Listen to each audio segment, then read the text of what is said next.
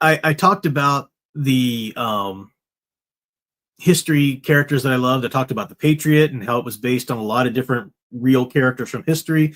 And I talked about, in particular, I talked about Daniel Morgan in that video, who's a really fun, amazing historical character to follow. One person that I didn't talk about that Mel Gibson's character was also based on was a character by the name of, or a real person by the name of Francis Marion.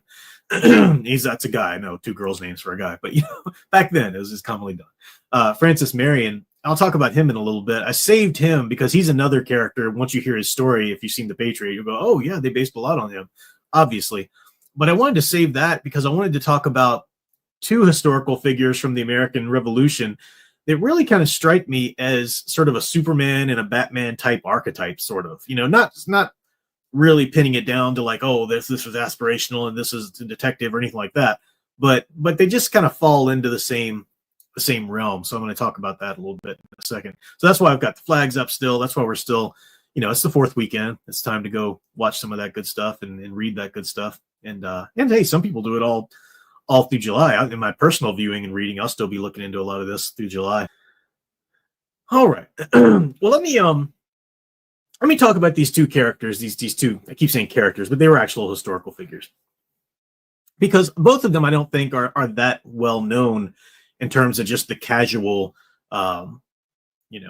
history fan or whatever. If you start reading some history, yeah, you'll certainly know both of these. I've already mentioned one, Francis Marion. We'll get to him in a second. But the first one is such an amazing figure, Dr. Joseph Warren.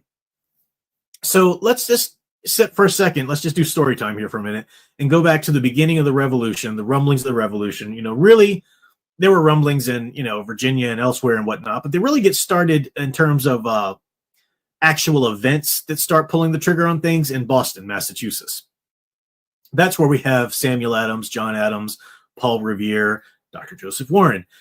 And long story short, the Revolutionary War in a nutshell, England, Parliament starts passing laws for taxes to tax the colonies in certain ways so that they can try to recoup a lot of the cost that they incurred and the debt that they incurred fighting the French in the French and Indian War. We call it the French and Indian War here, but it was a 7 years war in the other parts of the world because France and England were at each other's throats for like 7 years over there in Europe, but it also extended to their claims in the colonies over here. So the French, and in terms of the British colonies, the original 13 colonies there were fighting against the French and then a lot of the American Indian tribes that the French had on their side. So that's why it gets called the French and Indian War. This is the war that George Washington got his start in military, experience in. Israel Putnam and a lot of people, got their start in the French and Indian War who went on to the Revolutionary War. So London starts passing a lot of laws to tax the colonies over here to recoup some of the cost. Now, the problem isn't that the colonies are being taxed. The problem is that these taxes are happening without the colonies' consent. Like, sure, the colonies, taxation without representation was the problem. You might have heard that saying. And even that is just sort of the top layer of it. The real problem is that the colonies are no longer being treated as proper British citizens, which they are. They're part of the British Empire, but you've got a whole generations of people who have grown up in North America now, still considering themselves Britons or English, but they're not being treated the same. They're not being given the same privileges, the same rights as the average British citizen, say in England. So that's there's a lot more there. It's a powder keg coming into the head. Now people start resisting, they start protesting, start refusing to pay the taxes. The crown starts, buckling down more, housing more British troops. They come over and you're forcing people to, house them in their homes. Really, a lot of rights are being taken away. It's getting to be the tensions are growing. Sam Adams is one of the people that starts what's called, you might have heard, the Sons of Liberty. And it starts out in Boston, Massachusetts, but it's a little group that ends up getting satellite groups, all through the South as well. And the Sons of Liberty, these are the ones that eventually go do the Boston Tea Party that you might have heard about, when they're going to put all this taxes on the tea. And the Sons of Liberty, so Samuel Adams, Paul Revere, all these people get together and they're going to go to the ship that's shipping the tea and throw all the tea in the harbor. So they even dress up like Mohawk Indians to kind of make a statement that, hey, that we are natives to this land, not to your Britain land. So a lot of that goes back and forth. Eventually, the British, they send over Thomas Gage, this general who actually fought with George Washington at one point in the French and Indian War, but he starts amassing British troops in London or in Boston. There, they start to put the town under sort of martial law. They want to go and take some of the gunpowder stores that are being held in Lexington, just slightly away from Boston. And one of the Sons of Liberty that's on the side of, this right there with Sam Adams and Paul Revere is Dr. Joseph Warren. And if you think about the founding fathers of the Sons of Liberty there, Sam Adams he was a tax collector for a while. He was a newspaper guy, whatnot. Paul Revere is a silversmith and a dentist. Most of the Sons of Liberty were craftsmen, just everyday workmen, working with their hands kind of people. You did have John Adams, the lawyer, and then you had Dr. Joseph Warren, who was a doctor. So they were kind of the exceptions to the rule, but a lot of them were just sort of, working men. Dr. Joseph Warren, though, was really well respected around town.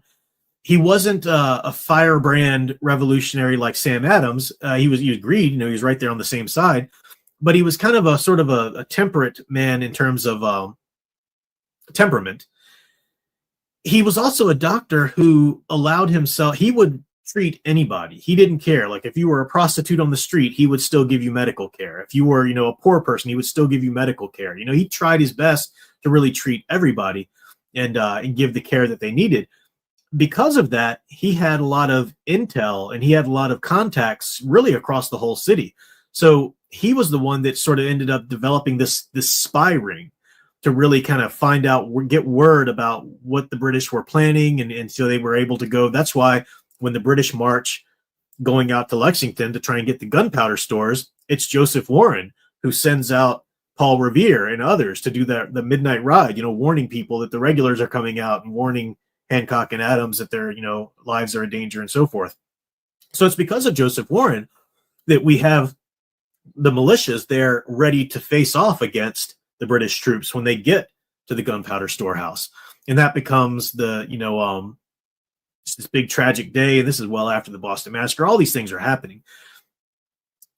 Joseph Warren also, we can't prove this, but we do know that one of his patients was the wife of General Gage, who was the British general there in charge of the British troops in Boston. One of his patients was his wife, and his wife was a colonial. She had been born here and raised here, and so thought of herself as an American as well. And so a lot of people think that she was his source to find out exactly when General Gage was going to move the troops and so forth. But so he gets a spy ring going and everything. It's really, what happens at Lexington and then Concord on the way back. It's really cool stories. It's great history, because that was where the shot that was heard around the world happened. We don't know if it was a militiaman, a Massachusetts militiaman who shot first, or if it was one of the British soldiers who shot first. But somewhere a shot rang out and the two clashed against each other. And, the British just mowed down a lot of these militiamen. But a lot of different militiamen from other regiments were coming to join the fray. So as that British troop was marching back to Boston from Lexington, they're going back down these roads through the woods and whatnot. They're going through Concord, where they're also looking for the gunpowder stores. And all of these militiamen are gearing up and getting there with the heads there. And they're just picking them off from the woods. It's just like guerrilla warfare. They're just, going through and it's a bloody massacre for the British. It's a nightmare for them to travel back to Boston, because they're in their regiments and marching, in their bright red coats, and people are just taking them out left and right because of the atrocities, that have been going on. And this is where we get the blood on the bridge at Concord and all of that. When they get back to Boston, the militia lays siege now to Boston. The British are trapped in Boston. The militias, the colonial militias, they've got, Boston's kind of a little peninsula. There's at that time anyway, there's just a short little land bridge to get to the proper city. And the militias have this, the colonial militias, we've got this, battened down. So Britain is waiting for ships. They're waiting for more ships that they can come in and kind of bombard people from the harbor. Finally, Congress, puts together the Continental Army, and they commission Washington to go up. He's not there yet, though. But there's another little peninsula across the bay from Boston, and it's where these two hits. Charlestown is right there. It's another little, town right across from Boston, part of Boston now, pretty much, I think. Charlestown's there, and then there's Breed's Hill, Bunker Hill, these hills there. So you might have heard the Battle of Bunker Hill. Technically, it takes place on Breed's Hill, but it's called the Battle of Bunker Hill. And this is where a lot of the colonial militia are stationing their garrisons. They know that they have to take out Boston. They have to at least give a good showing against the British there, because soon the British are going to have their ships, their warships, come in and just being able to fire upon anybody there, and the militias will have to give up their hold. So they set up overnight. They set up this huge barracks and this huge, encampment there on Breed's Hill. And suddenly the British wake up in Boston and see all right across the way, all these cannons and everything. It's a threat to them, right? So they send out General Howe, who's going to be a big deal at the end of the Revolutionary War as well. They send out him with all these British troops. Now, let me just explain to you what's going on at the Battle of Bunker Hill here, so we can get back to Dr. Joseph Warren, and you'll understand what makes him so great. The British troops are in a line. They're in a firing line, marching just shoulder to shoulder. And that's how wars were fought in Britain. The people had muskets, and it's terrifying to just be like walking towards a line of people who are firing musket balls at you. That's terrifying. And you might think, well, why would they do that? Yeah, it does seem kind of silly, but it also comes from back in like Roman legion days, when they would have shields and shoulder to shoulder and this, huge terrifying formation coming forward you. But really, a musket ball, you fire once and it takes a while to reload. So if you're marching up to somebody, you would fire and try and reload as you could or whatever. But really, it's all about bayonets after a while, which is the blade at the end of the musket. So you can imagine how terrifying it would be to have these British, marching toward you. If you're lucky enough to miss a musket ball to your head or to your groin or to your chest or whatever, if you're lucky enough to miss that, they're going to come at you with these bayonets and try to impale you on them. I mean, that was, that's how the wars were fought. So the militias are behind this sort of earthen barracks. It's pretty interesting how they designed it too. It was, designed in a way by somebody who went on to be the father of modern military engineering. But they didn't have much. They just had, the earthen barracks there. They've got a limited supply of ammunition and gunpowder. So they know they can't hold out but so long. Israel Putnam is the general in charge of the militia there. He had fought in the French and Indian War. Now, Joseph Warren shows up. Joseph Warren, remember, he's a big name at that time. He's like Sam Adams or John Adams or Paul Revere or Hancock. He's a big name. He did not have to show up there to fight. In fact, he's already been given, it's already been decided that he's going to be given a commission to be a general in the Continental Army. So he could have showed up. In fact, he shows up there, and Israel Putnam says, "Oh, General Warren, you're here to take command." And Joseph Warren says, "Oh, no. The commission's not even formal yet." And Joseph Warren realizes that he doesn't know anything about military history. A lot of the people who were given commissions in the Continental Army got a lot of their military knowledge from books, other than those who'd fought in the French and Indian War. So Joseph Warren shows up. He just shows up as a volunteer. And he gets on the front lines, and people are marveling that Joseph Warren, because again, he's very well known. He's a big leader in the movement at that time. The great Joseph Warren is coming down here to dirty his hands and fight with us on the front lines and refuse a command. I mean, he could say, "No, I'm in charge. I'm going to sit back here." And, he didn't have to be there at all, and nobody would have thought the less of him. But he's this great man. He's militarily or intellectually, a lot of people think he would have been just as important to the revolution as George Washington had he lived. But tragically, he fought so heroically that day that he fell at the Battle of Bunker Hill. He was shot and killed there. General Howe, who's the British general, marching the men toward, he said after the battle that Dr. Joseph Warren fought as good as 500 men. So his enemy, the man who is leading the army that eventually kills him, gives him this praise that he fought as well as 500 men that day. And it's a bloody war, but the colonials really do hold their own. In the end, they do lose Breeds Hill. The British take it over, but the British are flabbergasted at how the colonials are just standing their ground. They thought, hey, as soon as we show up and we start brandishing our bayonets and start firing on them, they're going to run away. And they don't. And it takes 3 or 4, I forget exactly how many, I think at least 3 waves of General Howe's troops. He loses, I think, around 1,000 troops that day. And the Americans overall lose maybe 500. So the ratios there, you can imagine. I mean, it's a costly war for the colonials, definitely. But the British had no idea that this would be such a serious issue. They thought they could just smack these stupid little rebels off the face of the map easily, restore order, and go home.